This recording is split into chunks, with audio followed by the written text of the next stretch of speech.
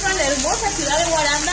Justamente a mis espaldas se me halla el Parque Libertador, el cual está rodeado por edificios de gran importancia de la ciudad de Guaranda, como el Palacio Municipal, la Casona Universitaria, la Gobernación y la Corte Provincial de Justicia.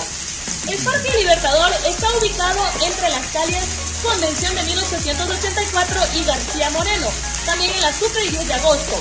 Hoy les voy a hablar acerca de la importancia de la filosofía en la educación.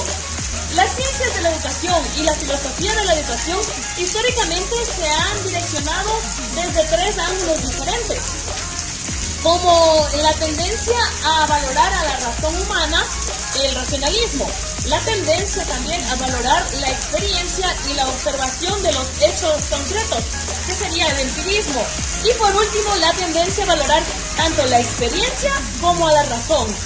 La ciencia actualmente sigue pretendiendo alcanzar la precisión a través de la experimentación, la verificación y la evolución de sus teorías. Entonces surgen algunas interrogantes como: ¿cuál es el rol de la filosofía de la educación? ¿Cuál es el lugar que ocupa la filosofía de la educación entre las ciencias? ¿La filosofía de la educación es una ciencia o una disciplina? En fin, son muchas las interrogantes que nos surgen. Toda orientación pedagógica tiene sus cimientos en la filosofía.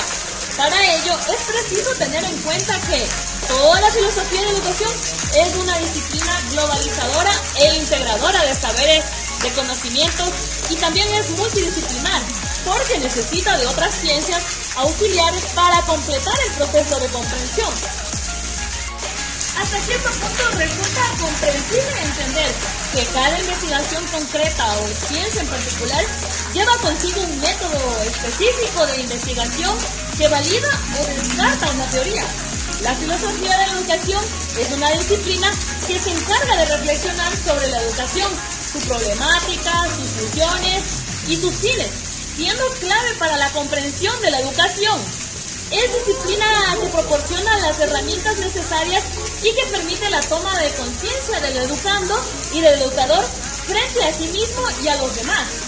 Ahora bien, es importante considerar que tanto la filosofía como la educación tienen como punto central al hombre, a la persona, razón por la cual la filosofía y la educación se complementan, pero a su vez siempre requieren de apoyo de otras disciplinas, como la antropología, la historia y la sociología.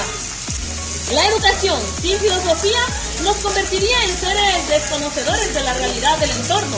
Sin la filosofía en la educación, el ser humano no encontraría su teología. Esta implica el ejercicio de la libertad humana que conlleva a reflexión, en donde el docente actúe para desarrollar diversas competencias y en el sentido crítico en sus educandos. Competencias que le permitirían cuestionar, comparar y conceptualizar la realidad. En el ámbito pedagógico surgen filósofos y pedagogos que buscan la formación integral e íntegra de la persona mediante el desarrollo de sus facultades, de sus habilidades, considerándolo como un ser completo, sublime en el pensar y excelente en el obrar. La educación del hombre se convierte en una especie como de segundo nacimiento. Se trata de una nueva educación que permite al ser humano salir de la oscuridad en la que había permanecido en épocas anteriores y en las que el hombre necesitaba de estos aprendizajes.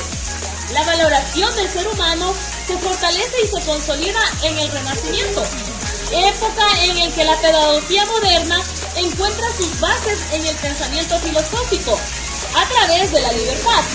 En esta época de transición al modernismo se hicieron una gran cantidad de descubrimientos.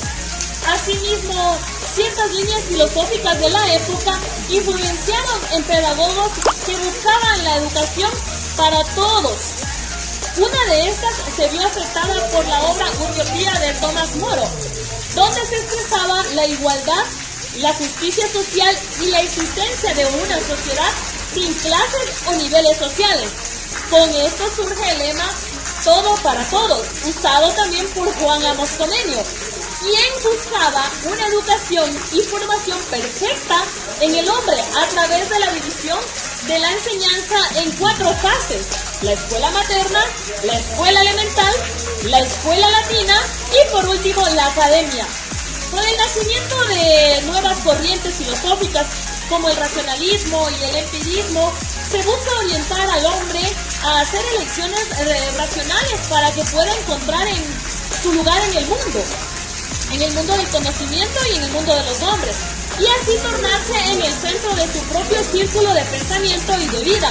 Los racionalistas aseguraban que el conocimiento se adquiere a través de conceptos, principios generales e ideas innatas, los cuales permiten al sujeto conocer cosas inteligibles, mientras que los del empirismo afirman que todo conocimiento se da mediante la experiencia y con la intervención de los sentidos. Entre las nuevas corrientes y movimientos se encuentra la escuela nueva, en la que se enfatiza la necesidad de dejar obrar al niño. No se debe olvidar que estas corrientes y movimientos pedagógicos permiten avances en la psicología y por ende en la pedagogía, como es el caso del cognitivismo, el conductismo y el constructivismo. En otras palabras, la modernidad ve en la educación el medio para el progreso social, que indicará notablemente en toda la época contemporánea.